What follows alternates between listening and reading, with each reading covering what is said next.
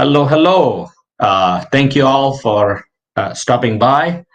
And we're here live again for our credit repair webinar. Before I begin, I would like to take a minute and say thank you to Gillette, who has put together this presentation, all the data that was researched and put together, and the live as well. So thank you, Gillette. And with that, I will start right into the presentation. Before we begin, few best practices: a quiet place, headphones, mobile phone, to be on silent mode. Not doing multitasking really helps. Staying present and sitting down really helps. Just so you can listen to the presentation and take a golden nugget or two from it. It's just good, better for you. What is consumer proposal? Well, that's the topic today. And thank you again for attending the live. This presentation will be approximately, I think it's about 15 to 20 minutes. Please ask questions in the comment section. I will answer them at the end of the presentation. And at the end of the webinar, you'll learn more about consumer proposal and is it a good idea? Now, every person's scenario is different. For some, it's a good idea. For some, it's not, and so on and so forth. And you have to be the judge of the scenario. However, I, as a professional, I can help you guide through and give you options as to which one is a better way to go. With that being said, here's how you connect with us. Call or text 647-373-9651, creditrepairnow.ca website, Instagram, Facebook, TikTok, all of it. What is a consumer proposal? Is it a good idea? Well, a consumer proposal is a legally binding process. It's a proposal is a formal, legally binding process that is administered by a licensed insolvency trustee. Now, in this process, the licensed insolvency trustee will work with you to develop a proposal for your creditors. The credit card companies, the loan companies, so on and so forth, that you owe money to, the licensed insolvency trustee will develop a plan, a proposal with you, for you, to make sure that you are legally protected while you go through this process. As offered to pay creditors a percentage of what they owe, what you owe them. It's a work between the licensed insolvency trustee and the creditor, and extend the time so you are not in a cash jam while you're going through this process. Because to be honest, when you are working with a licensed insolvency trustee and you have debt up to here, you want to make sure, they make sure that your debt, your cash flow is in a good shape for you to continue making the payments to the debt creditors. Now, what debts can you include in consumer proposal? Well, there's different types of debts that you can include, but all unsecured debts can be included, like credit cards, lines of credit, personal loans, income taxes, even income tax debts.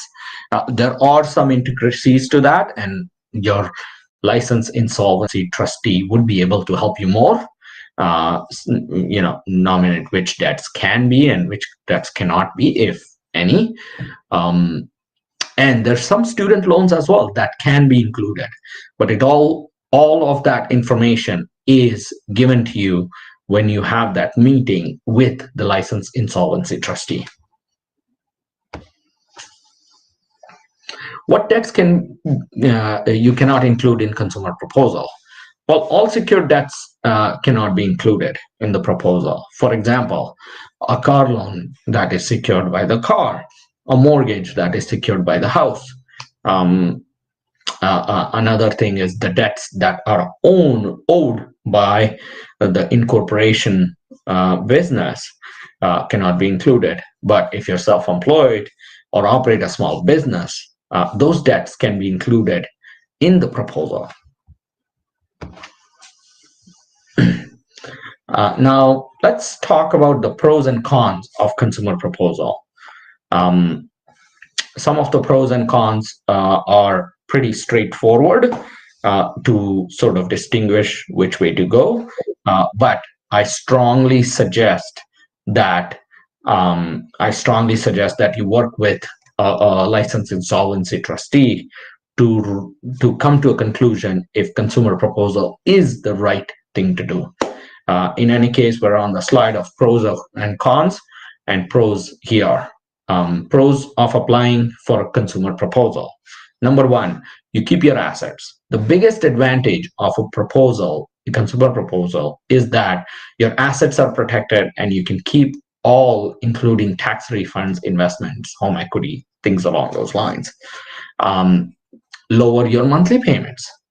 You repay only a portion of debt depending on the terms and conditions made with your trustee. No surplus income. Unlike a bankruptcy, which your pay more you earn, a consumer proposal have a fixed payment amount. You pay more when you earn more in bankruptcy. That's sort of that. There is a clause for it. Consumer protection. Consumer proposal is will provide you with protection that will stop collection, and that's one of the factor there. Sorry, I think I just clicked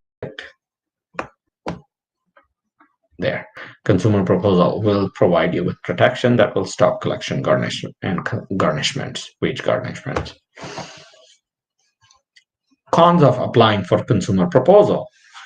Time. A proposal will usually take longer to complete than bankruptcy.